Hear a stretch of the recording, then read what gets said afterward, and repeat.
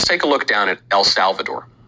El Salvador, not known for being the safest place in the world, probably not where you want to go honeymoon, and yet El Salvador has had, it's a miracle political program. Over the last couple of years, El Salvador's murder rate has plummeted by 50%.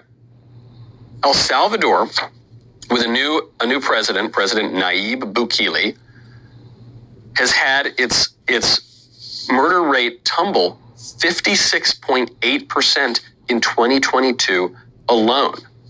How did El Salvador do that? It wanted to do that. It wanted to fix the murder problem. It mustered the political will to do it.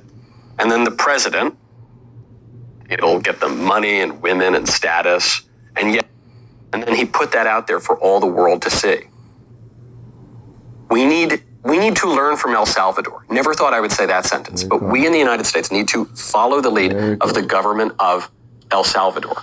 There goes the agenda. We need to be clear that if you commit crimes, you will be punished for it. There's really basic stuff that we all used to know. One of the arguments against capital punishment is that it doesn't actually deter crime. And the studies that suggest it doesn't actually deter crime are a little bit suspect, but let's take them at face value. Let's say it's true that capital punishment today does not really deter crime.